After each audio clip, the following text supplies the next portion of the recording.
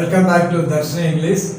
நாம் இன்று word function, ஒரு வார்த்தை எப்படி எப்படி ஒரு வாக்கியத்தில் வருகிறது என்பதை பற்றி பார்க்க இருக்கிறோம். முதலில் நாம் தெரிந்து கொள்ள வேண்டிய விஷயங்கள். நவுன்.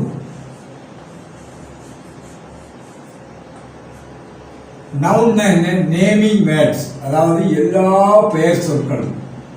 அப்படிதானே?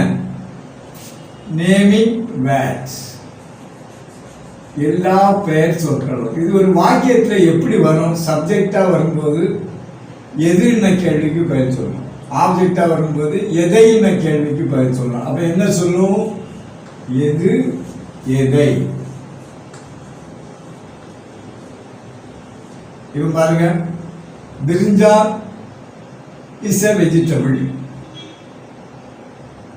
அவோ எது? பிரிஞ்சால். கத்தரிக்காய் ஒரு காய்கறி. சரி, அப்ப எதுங்கிறதுக்கு ஆன்சர் பண்ணணும். அதே மாதிரி ஐ லைக் பிரிஞ்சால், நான் கத்திரிக்காயை விரும்புகிறேன். ஆப்ஜெக்டா எதை பதில் சொல்லும். எதைன்னு கேள்வி கேட்டால் அதுக்கு பதில் சொல்லும். சரியா? இனி நம்ம அட்ஜெக்டிவ்னு படிச்சிருக்கோம். இந்த அட்ஜெக்டிவ்னா என்னது நம்ம படிச்சிருக்கோம். It qualifies the noun. அதாவது நவுன், அந்த பெயர் சொல்ல எப்படிப்பட்டன்னு சொல்றது. இப்போ ஒரு பையன் சொல்றோம், பாய். லேசி பாய், சோம்பேறி பையன். இந்த லேசிங்கிறது அட்ஜெக்டிவ். இல்லை கிளவர்னா, கிளவர் பாய்னா கிளவர்னா அட்ஜெக்டிவ். இன்டெலிஜென்ட் பாய்னா இன்டெலிஜென்ட்னா அட்ஜெக்டிவ். ஸோ ஒரு அட்ஜெக்டிவோட சேர்ந்து என்ன வரும்? ஒரு நவுன் வரும். அந்த நவுனை குவாலிஃபை பண்ணது தான் இது அட்ஜெக்டிவ். சரியா? அப்போ அது எப்படிப்பட்டங்கிற வார்த்தைக்கு பதில் சொல்லணும். எப்படிப்பட்ட. இனி ப்ரிப்போசிஷன். ப்ரிப்போசிஷன்ங்கிறது இது ஆக்சுவலா ப்ரீபொசிஷன் சொல்லுவாங்க. ஒரு நவுனுக்கு முந்தியோ அல்லது ஒரு ப்ரோனவுனுக்கு முந்தியோ noun or it governs a noun or pronoun. அதான் என்னுடைய ஃபங்க்ஷன். சரியா? இப்போ பாருங்க, ஃபார் மீ, இது ஒரு ப்ரோனவுன். எனக்காக, ஃபார் ஹிம், அவனுக்காக, ஃபார் அஸ், எங்களுக்காக, டு யூ, உனக்கு. சரியா? இப்படிலாம் வரும்போது அதே மாதிரி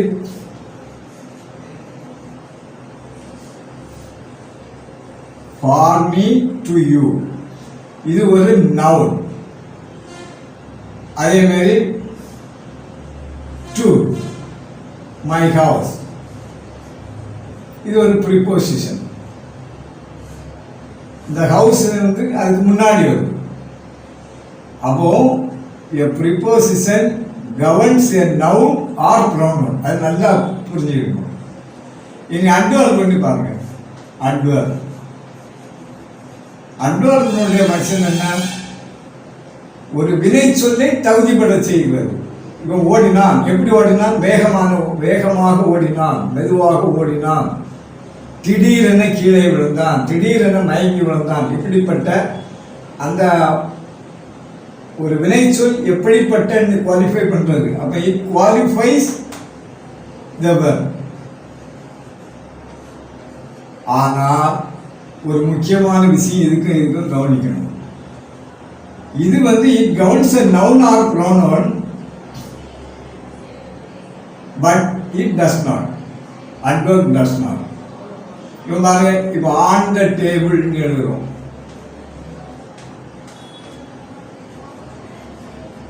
எங்க? மேதைக்கு மேலே. சரியா? ஆனா இந்த அட்வர்ப் என்ன ஃபங்க்ஷன் செய்யணும்னா,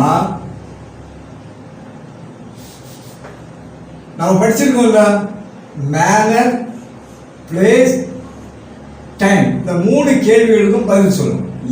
எப்படி, எங்கே, எப்போது, இந்த 3 கேள்விகளுக்கும் பதில் சொல்லணும். அப்போ பாருங்க, அவன் திடீரென விழுந்தான். அந்த திடீரெனங்கிறது எப்படி விழுந்தான்? திடீரென விழுந்தான்.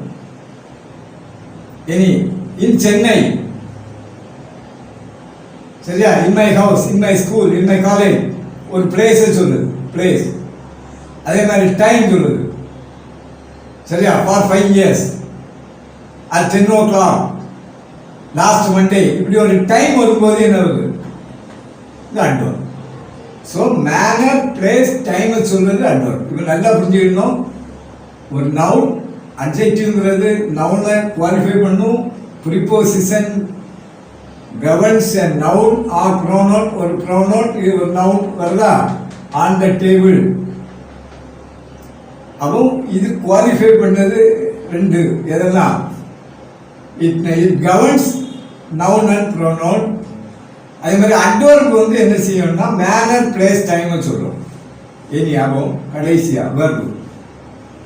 வெர்பு தான் என்னது? நமக்கு தெரிஞ்சதுதான், சரியா? இப்போ he writes, he plays, he plays, he will play, அந்த மாதிரி வருவது என்னது?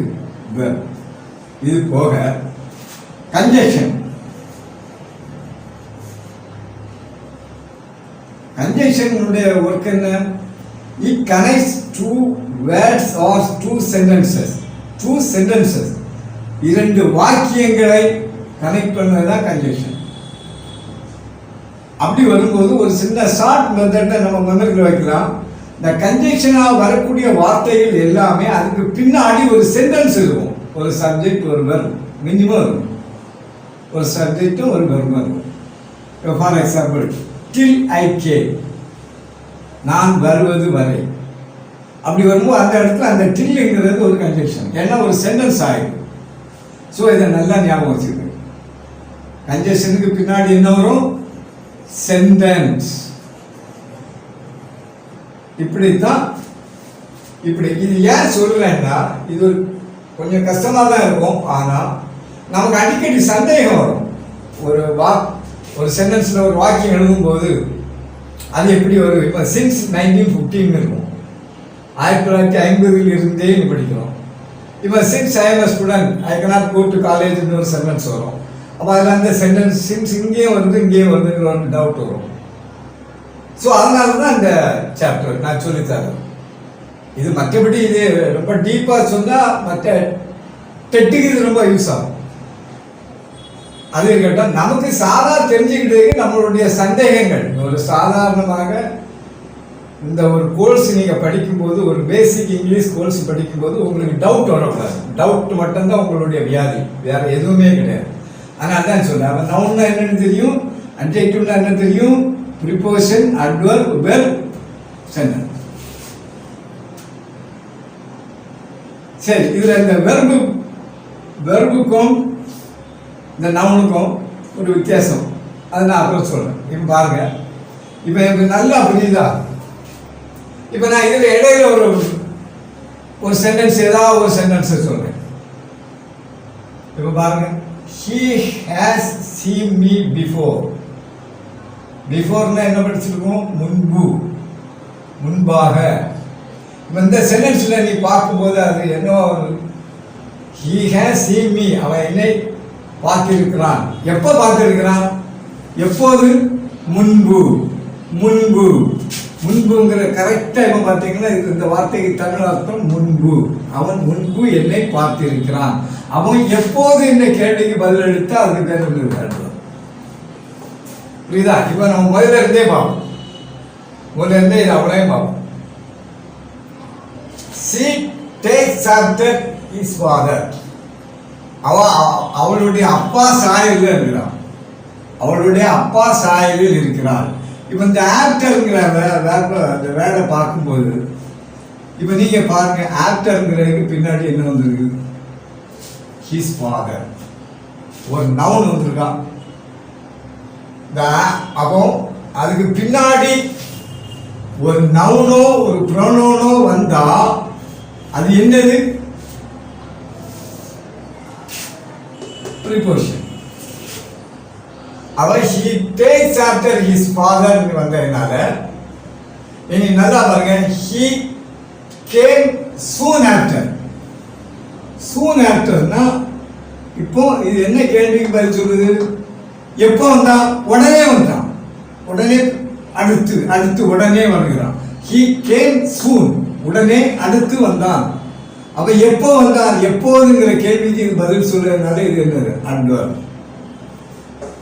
அதே மாதிரி we went out after I had finished the homework. நான் ஏற்கனவே என்ன சொல்லியிருக்கேன்? கன்ஜெக்ஷன் சொன்னா என்ன வரும்? ஒரு முழு வாக்கியம் வரும். முழு வாக்கியத்தில் மினிமம் என்ன இருக்கும்? சப்ஜெக்டும் வெர்பும் கண்டிப்பா இருந்தே ஆகும். அதுதான் ஒரு அப்படி வந்தா அந்த வேர்டு வந்து என்னது? கன்ஜெக்ஷன். இப்போ பாருங்க, ஆஃப்டர்ங்கிற வார்த்தையை தான் நம்ம எழுதுறோம், படிக்கிறோம். ஆனா அது 3 விதமா வரும். she takes after his father, அவளுடைய அப்பா சாயலில் இருக்கிறாள். they came soon after, அவர்கள் உடனே வந்தார்கள். we went out after I had, இது past perfect sentence, after I had finished the homework. சரியா? அப்ப இது என்னது? கன்ஜெக்ஷன். இப்போ அதே மாதிரி as ன்ற வார்த்தையை பாருங்க, as we walk as fast as, எந்த கேள்விக்கு பதில் சொல்றது? எப்படி? manner. we walk, நாங்கள் நடந்தோம், as fast as we could. இதுல we could வந்திருக்கு, we can வரல, அதே பார்த்துருக்கோம். அப்ப இது அட்வர்பா வந்திருக்கு. அதே மாதிரி நல்லா பார்க்கணும், as he was eating, ஒரு ஃபுல் சென்டென்ஸ் இதோட சேர்ந்தது. அவன் சுகமின்றி இருந்ததால் he could not go to school, அவன் பள்ளிக்கு செல்ல இயலவில்லை.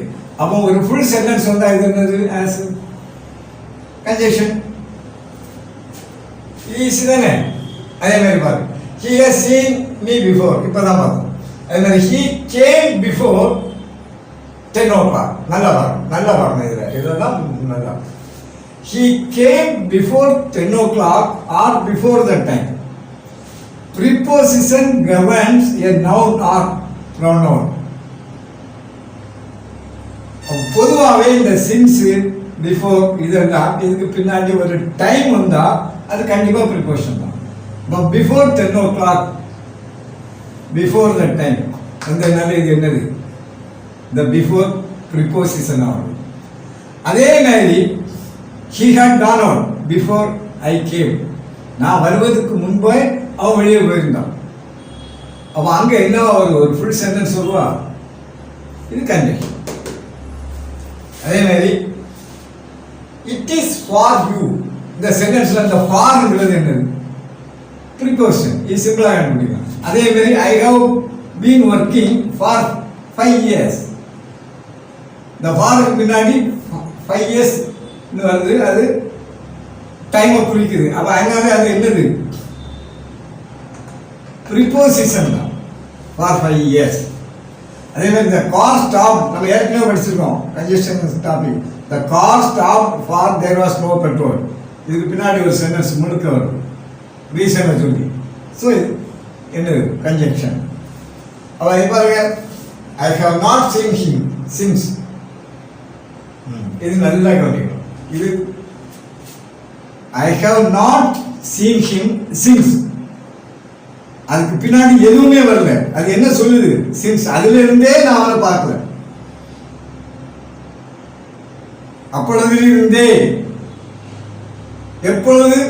எப்பொழுதுங்கிற மீனிங்கு இது கரெக்டா வருது, சின்ஸ். அதனால இது என்னது? இப்ப சப்போஸ் அந்த இடத்துல I have not seen him since மண்டேன்னு வந்திருந்தா இது ஒரு டைமை சொல்லுது. It governs a noun or pronoun. So இது preposition, இது adverb. Any since he is poor, I helped him. Since இந்த since பாருங்க, அவன் ஏழையாக இருப்பதால் நான் அவனுக்கு உதவுகிறேன். So condition. அதே மாதிரி till, இவ பாருங்க, I will be here till 11 o'clock. அப்ப அந்த இவன் பாருங்க, till 11 o'clockனா என்ன அர்த்தம்? till 11 o'clockனு போடுறோம். அப்ப என்ன ஆகும்? இது டில்லுக்கு பின்னாடி இது வந்ததுனால அது என்னது ப்ரிப்போசிஷன். இப்போ அதே மாதிரி till you must be here, you should not go out, you must be here till I come. அப்போ அர்த்தம் என்ன? டில் ஐ கம், நான் வருவது வரை. இப்போ இது ஒரு ஃபுல் சென்டென்ஸ் ஆயிடும். அப்போ இது என்னது கன்ஜெக்ஷன். இப்போ அதே மாதிரி சோ, இப்போ ஐ எம் சோ சாரி போ, அவன் சோ அட்வர்ப். சோ அதாவது அதே மாதிரி இங்க பாருங்க, he could not go to school. சோங்கிறது வந்து என்ன ஒரு சென்டென்ஸ்ல ஃபுல்லா வந்துன்னா அது என்ன வரும்? he was ill, so he could not go to school.